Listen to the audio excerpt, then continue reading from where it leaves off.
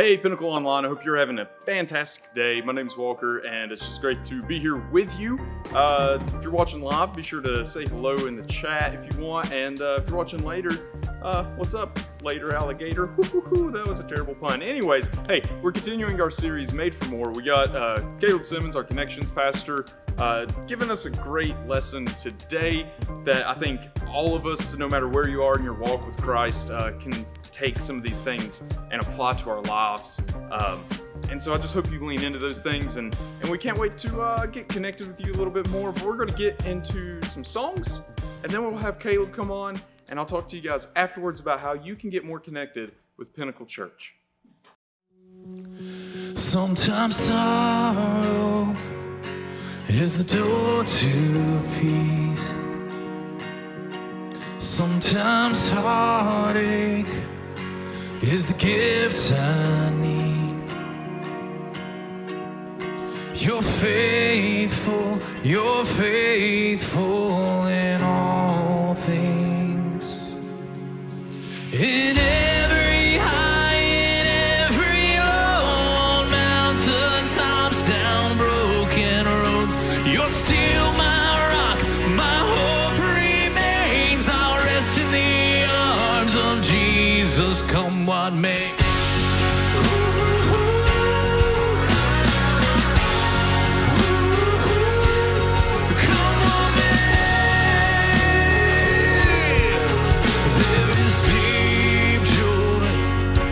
You give to me, what hurt means the healing. It's a holy thing. I see goodness, your goodness in all things.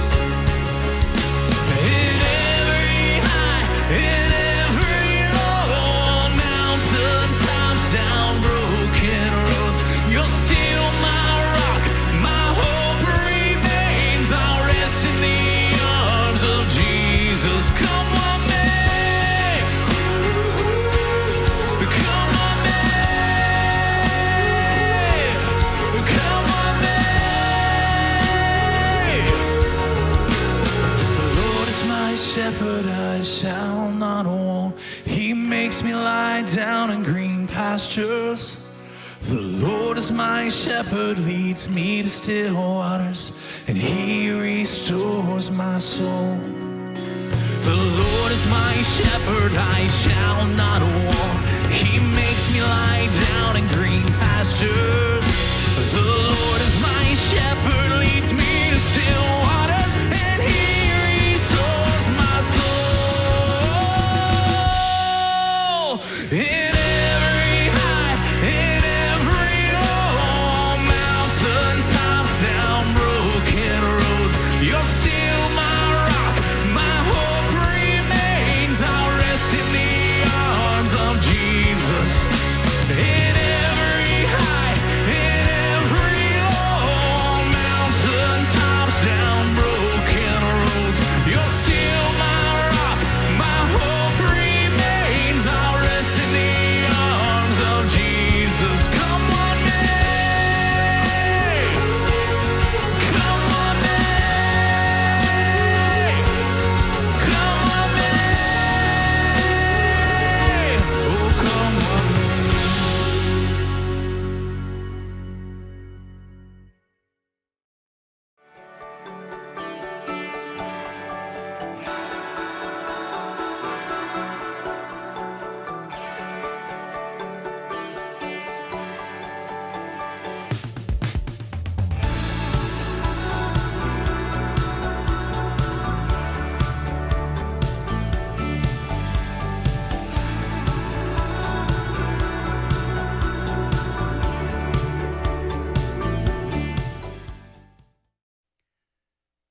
Well, hey, I'm Caleb, and I'm so glad you're joining us for another Pinnacle Online experience. We're in a series that we started a few weeks ago called Made for More. We're looking at the life of a man in the Old Testament named David, and we're seeing some of the lessons that he learned throughout his life and how they can still apply to us today. And so today we're going to look at really special story from David in the book of 1 Samuel, where David has a really good chance to take a shortcut from what God has promised him and to really come into his kingdom and become king. If you missed this series and missed any of the messages, I encourage you to go back and watch them because we've learned a lot about David's kind of character arc and what he's kind of coming into. And at this stage in his life, David's about to become king and he gets this opportunity to take a shortcut to become king over Israel. Now, I don't know about you, but I love a good shortcut, right? Like shortcuts make our lives a lot easier. Like I laugh with our productions pastor, our creative pastor, Walker.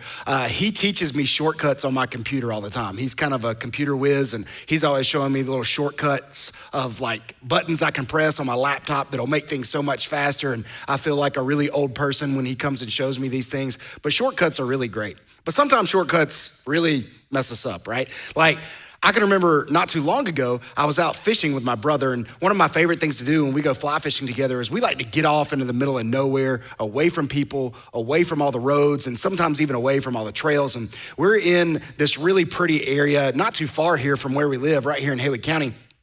And we had hiked this trail that kind of got away from the river, and then we dropped down into the river, and we're fishing for a long time, and we fish up till we eventually get to this waterfall that we can't climb or get any higher, and we walk back down the river to try to find the trail. And as we're walking back down the river, I know for a fact the trail is up to my left, and I know it's up there, but we walked past where we originally got in because we wanted to try to hit some of the holes, and even though it's not really smart to fish downriver, we wanted to try to hit some of the big holes that we had seen from the trail. And I'm like, okay, this is good. I know the trail's right here. So instead of walking all the way back up the river and getting out where we entered, I'm thinking, okay, I know the trail's there. I'm just gonna, it's gonna be pretty gnarly, the hike. It's gonna be kind of tough. It is pretty straight uphill, but I know the trail's right there. So I'm just gonna take this shortcut and go through it. So I am like bushwhacking through the woods. I'm getting to where I know the trail is, and I can see the trail, but I can't really see this level because there's all these trees right there. I can see where I know the trail's at.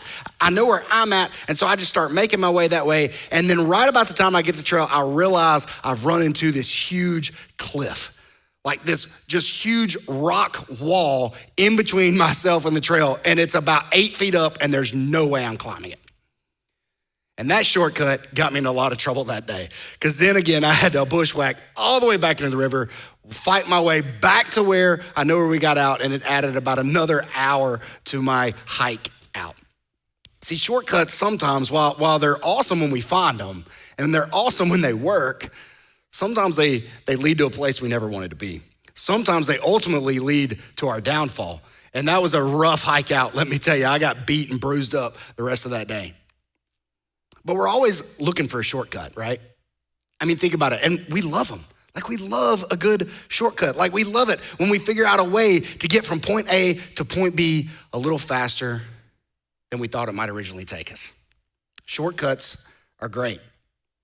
But we're gonna see today in this life of David that even when we get the opportunity for a shortcut in our lives, sometimes it's best to remain on the path that we know we've been called to. Sometimes it's best to not take the shortcut. Because ultimately what happens a lot of times in our lives is when we take shortcuts, we try to get ahead of maybe what God is trying to do for us in the moment. So I want to read to you today a story from 1 Samuel chapter 24 about David. And let me kind of set this scene here of what's going on. So we learned from last week, David has just defeated Goliath. And after he's defeated Goliath, he becomes a leader in the King Saul's army. And David becomes this great warrior. He gathers this amazing group of about 600 fighting men, and they just kind of win all the battles. And the people praise David. They sing about King Saul, but they sing even more about David, who's this great warrior. And Saul, the king at the time, gets extremely jealous of David. He gets extremely jealous because the people are praising David and saying he's this great and mighty warrior and leader. And Saul's over here, who's the actual king. And now we got to remember what's all happened leading up to this. David has been kind of anointed by Samuel as the next king of Israel. David has been promised that he one day would be the king of Israel. But right now, Saul is still the king on the throne. And so Saul's extremely jealous of David. And that's kind of where the story picks up in 1 Samuel chapter 24. After Saul returned from pursuing the Philistines, he was told, David is in the desert of En-Gedi. So Saul took 3,000 able young men from Israel and set out to look for David and his men near the crags of the wild goats. So David's hiding out in the desert. And Saul finds out about it. Saul's been off fighting a battle. He comes back and he finds out where David's hiding. And so he takes 3,000 of some of his best warriors and he goes and he tries to find David. He came to the sheep's pen along the way, and a cave was there. And Saul went in to relieve himself. David and his men were far back in the cave. The men said, this is the day the Lord spoke of when he said to you, I will give your enemy into your hands for you to deal with as you wish. And then David crept up unnoticed and cut off a corner of Saul's robe. So let's pay attention to what's happening here, okay? David knows he's about to become king. David knows God has promised him and anointed him to be the next king of Israel. And Saul is trying to kill David to stop him from doing that. So Saul would be considered an enemy of David, right? So Saul is going out to find David. David and his men are hiding in this cave. They're far back in the cave. The Taco Bell that Saul ate the night before hits Saul. He's got to go into this cave. He goes in to relieve himself. And as he does, David and his men are hiding back. And David's men look at David and they're like, dude, they're singing the old hymn. This is the day that the Lord has made. Like, this is the promise. This is it. God is finally delivering us. You've got a chance right now to walk up. Saul's by himself. He's hidden away from all of his men. You can kill him and walk out of this cave, being the king and going into the promise that God has promised you. And David is tempted to do just that. He creeps up on Saul. And Saul has probably taken his royal robe off and he's set it to the side to take care of his business. And David creeps up, but instead of killing Saul, he just cuts off a piece of his robe and he comes back to his men. And then afterward, picking up in verse 5, David was conscience stricken for having cut off a corner of his robe. He said to his men, the Lord forbid that I'd do such a thing to my master, the Lord's anointed, or lay my hand on him, for he is the anointed of the Lord. With these words, David sharply rebuked his men and did not allow them to attack Saul. And Saul left the cave and went his way. So David, even after, instead of killing Saul, he just cuts off a corner of his robe. David is still conscience stricken because he says, how dare I do something to the Lord's anointed? And as I read that, I'm like, that doesn't make sense. David, you're the anointed one. Samuel anointed you to be the next king of Israel, not Saul. He told Saul he wouldn't be king anymore. You're the next king. You could have easily just taken the shortcut and come into your kingdom that day. But David says, no, how dare I do something to the Lord's anointed? See, even though David was promised these things, even though David was promised that he was going to be king, he knew that in that moment, he still couldn't come into his kingdom by taking a shortcut. He knew he had to still obey God's law. And as you look back in God's law where it talks about how God has appointed the kings over the people, he's put them into power for a reason. David calls Saul over and over again, God, the Lord's anointed one. And as we look at that, that makes no sense in our world today. I mean, if a ruler today had the opportunity to easily take leadership in our country or in a foreign country today, we know how easily they would step into that. But David says, no, I can't take this shortcut. I've got to do it God's way. I've got to follow God's will in God's way, in God's time. David knows he has to do the right thing. And then verse 7, it says, David sharply rebuked his men and didn't allow them to attack Saul. So when David says that, what that really means is that word, he rebuked them sharply, we kind of get the phrase like he tore them a new one, because that's kind of what the Hebrew word means there. It means he tore them apart with his words. David went after his men and said, no, we are not doing it this way. We're not doing it the easy way. We're going to do it in God's way, God's will, and God's time. He could have easily taken the shortcut. And according to probably everybody else, he would have been just in doing so. But he knew that wasn't the way he was supposed to come into his kingdom. And then the story picks up in verse 8. Then David went out of the cave and called out to Saul, "My lord the king." When Saul looked behind him, David bowed down and prostrated himself with his face to the ground. He said to Saul, "Why do you listen when men say David has been on harming you? This day you have seen with your own eyes how the Lord delivered you into my hands in the cave. Some urged me to kill you, but I spared you. I said, I will not lay my hand on my Lord because he is the Lord's anointed. See, my father, look at this piece of your robe in my hand. I cut off the corner of your robe, but did not kill you. See that there is nothing in my hand to indicate that I am guilty of wrongdoing or rebellion. I have not wronged you, but you are hunting me down to take my life. May the Lord judge between you and me. May the Lord avenge the wrongs you have done to me. But my hand will not touch you. As the old saying goes, from evildoers come evil deeds, so my hand will not touch you. Against whom has the king of Israel come out? Who are you pursuing? A dead dog, a flea? May the Lord be our judge and decide between us. May he consider my cause and uphold it. May he vindicate me by delivering me from your hand. You read over and over there as David addresses Saul, where David says, I could have easily done the easy thing. I could have easily taken the shortcut, but no, my cause and my thing is to obey God. Is to obey him. And I trust him, as we learned about last week. I trust God to vindicate me and bring about his promise. And then Saul speaks out to David. When David finished saying this, verse 16, Saul asked, "Is that your voice, David, my son?" And he wept aloud. "You are more righteous than I," he said. "You have treated me well, but I have treated you badly. You have just now told me about the good you did to me. The Lord delivered me into your hands, but you did not kill me. When a man finds his enemy, does he let him get away unharmed? May the Lord reward you well for the way you treated me today. I know that you will surely be king and that the kingdom of Israel will be established in your hands. Now swear to me by the Lord that you will not kill off my descendants or wipe out my name from my father's family." So David gave his oath to Saul, and then Saul returned home, but David and his men went up to the stronghold. So David has this easy opportunity to come into his kingdom, to take the shortcut. But instead, he chooses to follow God's will and do things God's way in God's time. And see, there's an important lesson that I think we can learn from David when it comes to our own lives from his example here. And it's this: obedience must always override opportunity. Obedience must override opportunity. There are so many opportunities in our lives today to take the shortcut, to take the easy route, to settle for mediocrity, to settle for just the status quo. There's so many times as parents, we have the opportunity to help our kids take a shortcut, to move them on the fast track. And we think that's the right thing to do, right? There are so many opportunities in the workplace where we can easily let stuff slide, or we can easily take the shortcut that's gonna move us up the corporate ladder, that's gonna get us into the higher position faster, even though morally it may be a little questionable, but we can do it and we can get there quicker. There's opportunities for us all the time to take the shortcut, to just avoid people instead of trying to rebuild and reconcile a relationship.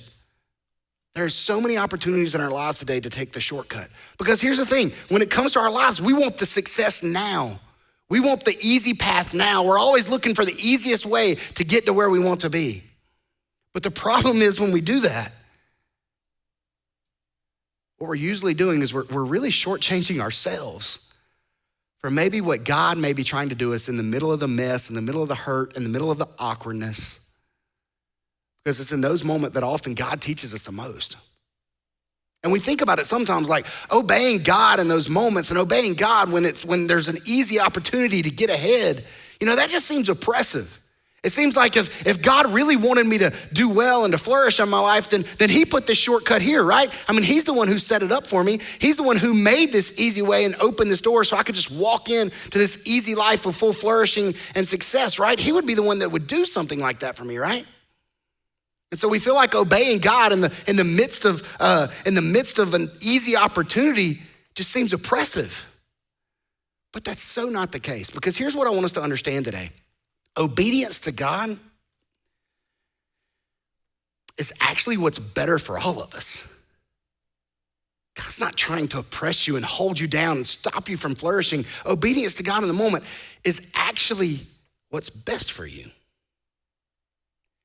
And so I want us to look at a few things today about what obedience really is and where it comes from if we follow God, if we follow Jesus, if we put our faith in him.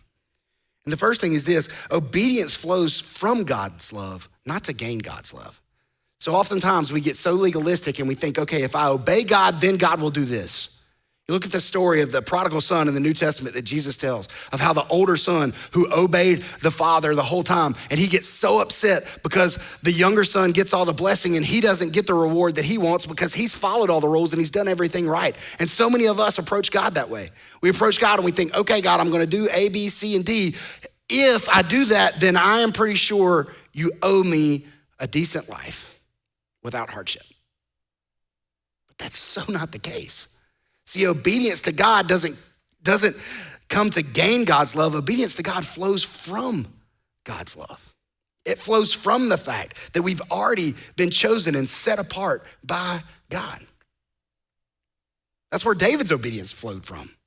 David's obedience flowed from the fact that he had already been promised all these things by God. He had been promised that he would be set up as the king of Israel. He had been chosen, set apart, anointed by God. And so David's obedience to God flowed out of that, not to gain it. Notice, David didn't do all of these things and obey God and try to do things God's way and God's will and in God's time. And so then God blessed him. No, God blessed him. And after God blessed him, David lived in a way that honored God. And the same is true for you and me. See, if we follow Jesus, we've been given the greatest blessing of all.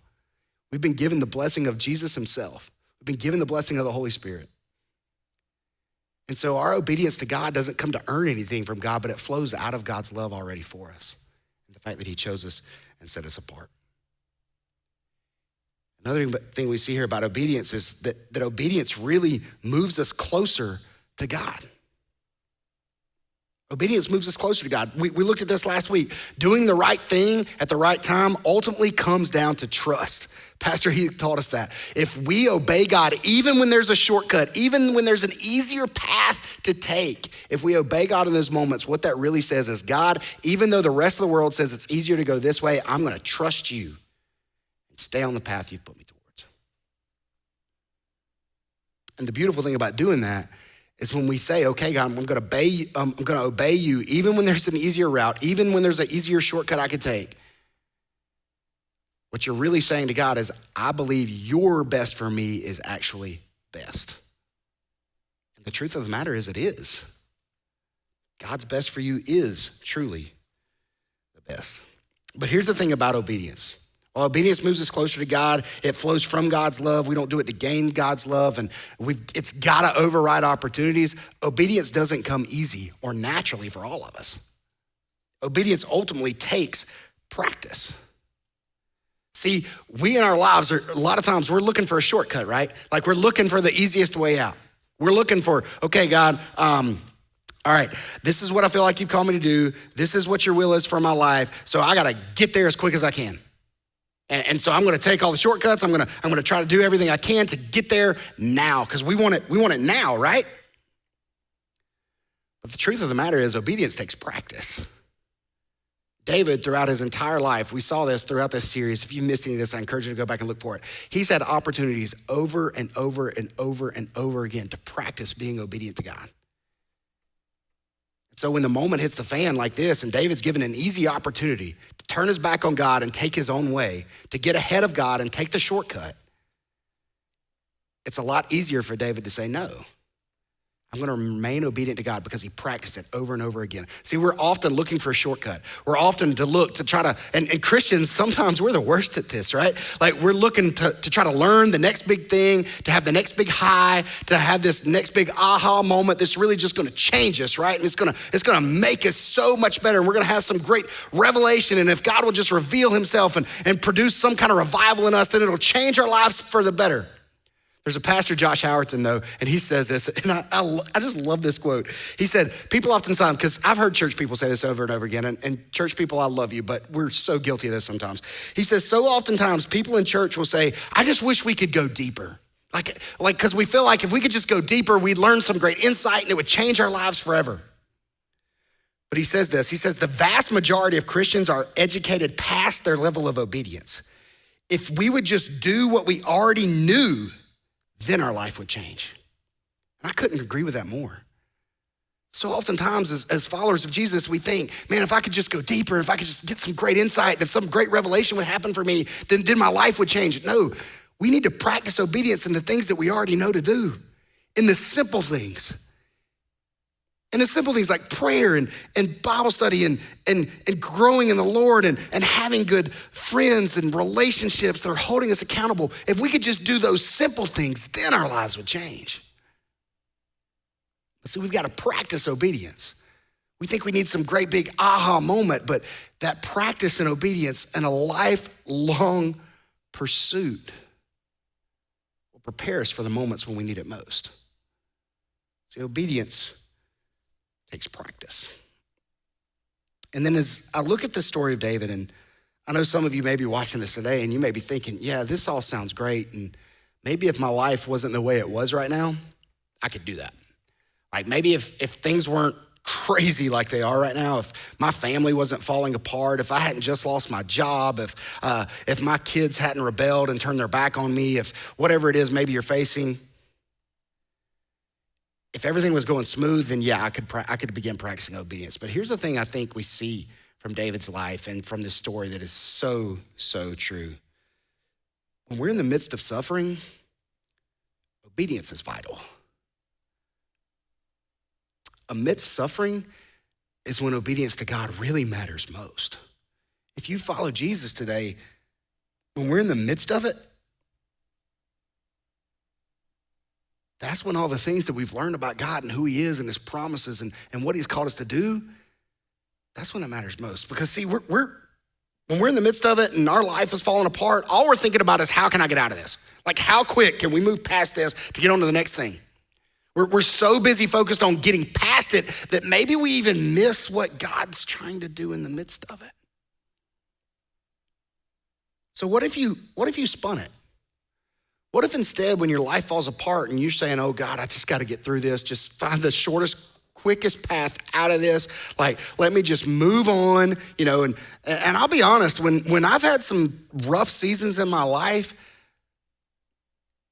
God was really the last thing I wanted to think about, because I just wanted to try to avoid it and distract myself to death so that I could find the shortcut to just removing the suffering from my life and from my family. But the thing I've come to learn is, as we've wrestled with some things in our own lives, is it's actually in those moments when it feels like our lives is falling apart that if we remain obedient to God, he does the most through it. Peter says in 1 Peter 4:19, he says, so then those who suffer according to God's will should commit themselves to their faithful Creator and continue to do good. See, it's in those moments when our lives is falling apart that really obedience matters most. Because in the midst of suffering is where the glory can come from. It's where obedience is truly learned. It's when you remain obedient in the midst of something crazy that oftentimes you see God come through the biggest in the end. And I'm not saying that means you pretend like it doesn't exist and you pretend like things are great. In the midst of suffering, we should lament. We should cry out. We should call out to God. But we got to remain obedient to him. And instead of looking for the shortcut and the quickest way out, we got to remain obedient, because obedience must override opportunity if we don't want to miss what maybe God's trying to do. And as we've seen through every one of these stories that we've looked at in the last few weeks of David's life, all of these stories about David really do point to Jesus, because Jesus is the true and greater David. See, David's temptation in this story was to just come into his kingdom, right? He could have easily killed Saul. He could have come into his kingdom through bloodshed. And in the same way, Jesus was tempted. When you look at Jesus, who was tempted in the desert by Satan, and Satan offered him the kingdoms of this world, or he offered him so many things. He could have easily come into his kingdom on his own. And Jesus too was tempted to come into his kingdom through bloodshed. And he did ultimately come into his kingdom through bloodshed, but it wasn't through the killing of anybody who didn't deserve it. It was through his own death and the shedding of his own blood. See, if Jesus had fast forwarded to his kingdom on earth, which he, unlike David, had every right to do. He lived a perfect life. He had all the credentials and all the power to be able to do it. But if he had done that, then God's kingdom would have been bad news for us instead of good news. Because the coming of God's kingdom means that Jesus took the bloodshed that we ultimately deserved. Because when the king came, he came actually to die in the place of rebels. He suffered the punishment that we deserve in our place so that the coming of his kingdom can be good news for all those who put their faith in him. And I think it's pretty wild to think about the fact that Jesus, God in the flesh, King of the universe, the creator of all, knows what it's like to obey in the midst of suffering. The author of Hebrews says it like this in Hebrews 5, 7 through 9. He says, during the days of Jesus' life on earth, he offered up prayers and petitions with fervent cries and tears to the one who could save him from death. And he was heard because of his reverent submission. Son though he was, he learned obedience from what he suffered. And once made perfect, he became the source of eternal salvation for all who obey him. Did you catch that in verse 8? Jesus experienced suffering. It says he learned suffering. What that kind of really means is he became fully human, God in the flesh. He can relate to our suffering and still knows what it's like to obey in the midst of it. So when you're hurting, when you're struggling, when you're broken, when you're defeated, when it feels like all of your life has fallen apart, you don't serve a God, we don't follow a God who just says, oh, sorry for you, I'm still up here floating on cloud nine. No, he's been there and he's done it. He's obeyed and learned what it means to suffer in the midst of it. And when he did it, look what happened on the other side. So my hope for you is that amidst suffering, you'll remember that obedience is so important. That obedience outweighs the opportunity to take the shortcut out, because when you obey instead of taking the shortcut, it's ultimately where God can be glorified the most in your life. Where you can see him do the amazing things that he continues to do. Because in the hurting, in the brokenness, we serve a God who doesn't leave us alone. He's right in the midst of it with us. Our band's gonna sing another song. You're gonna be able to watch it here in just a moment. And I love this song because it says, in the hurting and all the broken pieces, there was Jesus. He's in the midst of all of us. He's in the midst of all the pain, of all the hurt. There was Jesus. So if that's you today, maybe you're hurting. Maybe you're in pain. Maybe you're in the midst of suffering and you think obeying God and following him and trying to figure it out, man, God, just give me the shortcut and the way out. This will be so much easier. I want to encourage you today, if you'll remain faithful, if you'll allow obedience to outweigh the opportunity that you may have to get out of it quicker, Jesus will meet you in it. And on the other side, you'll see where he's glorified through it. Let me pray for you. God, I thank you that you don't leave us alone in our suffering. God, that you have been there. You know what it means to obey in the midst of suffering. You took on the pain of the cross. You took on the pain of having God turn his back on you for a rebel and a sinner like me. God, you know what it means to truly obey amidst suffering. So God, for those of us who are in it today, who are struggling, maybe we remember that in it all, you're there. You're with us. So when we get the opportunity, when we see the shortcut, we think, oh man, this is going to be so much easier. Maybe we remember your will, your way, and your time.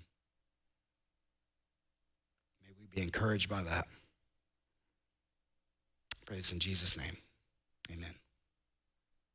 Hey guys, on the back end of things here, I hope you got something out of that message. If you did, I encourage you, hey, share it. Send it to a friend maybe that you think could benefit from today's message and application points. So, guys, thanks for joining us this week. And if you haven't done so yet, I highly encourage you, download that Pinnacle Church app. That is the absolute best way to stay up to date with all things going on at Pinnacle Church, events to come to, volunteer at. And hey, and maybe you've been watching online, you've not decided you want to come in person yet, or online's totally your thing. Download that so that if you want to come and volunteer or just come and attend, right?